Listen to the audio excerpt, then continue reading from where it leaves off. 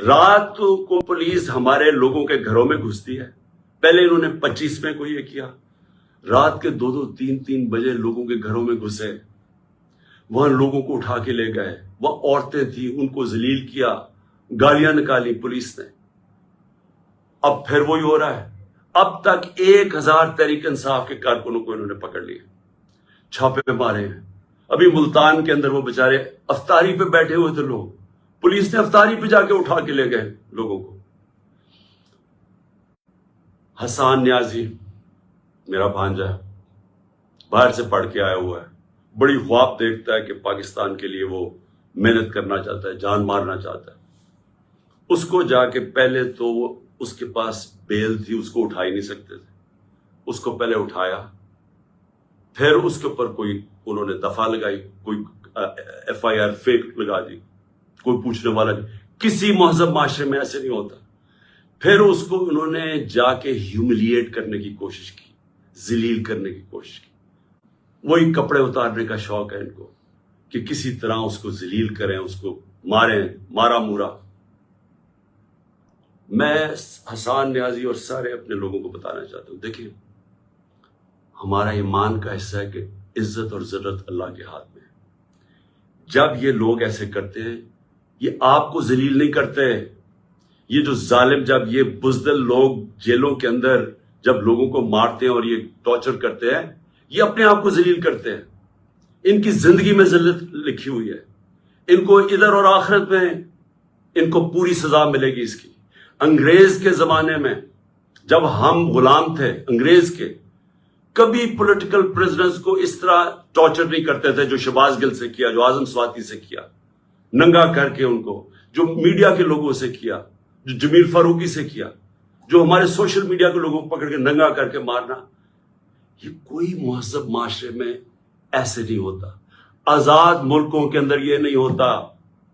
یہ صرف غلاموں کے ساتھ کرتے ہیں. اگر امریکہ نے کبھی کیا بھی تھا ٹارچر تو وہ دوسرے ملکوں میں جا کے کرتے تھے. اپنے ملک کے قانون کو اجازت نہیں دیتے تھے.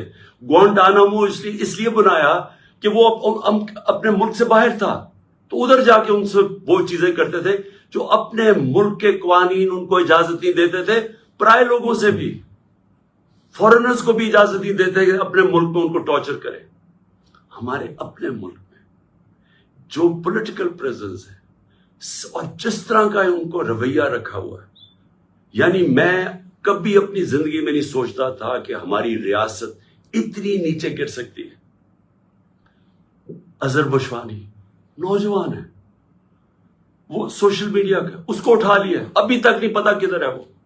اس کے ماں باپ کی مجھے میسج، اس کے بھائی بچارے مجھے ملنے آئے، غائب کر دیا اس کو. کیا اس کا قصور ہے؟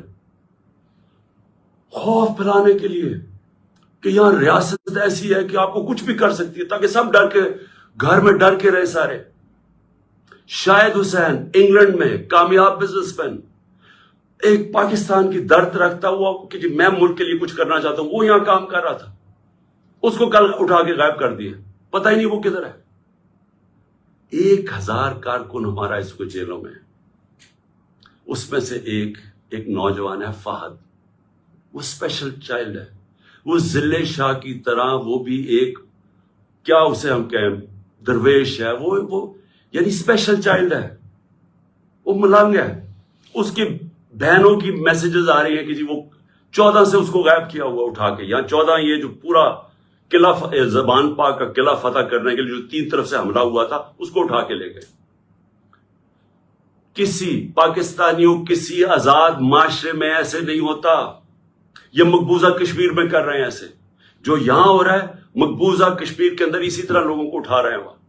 جو ہم ہر روز مذمت کرتے ہیں اور ہم کشمیریوں کے ساتھ اظہار یکجہتی کرتے ہیں اس لیے کہ ان سے یہ ظلم ہو رہا ہے. فلسطینیوں سے یہ ہوتا ہے، یہ ہمارے سے ہو رہا ہے یہاں.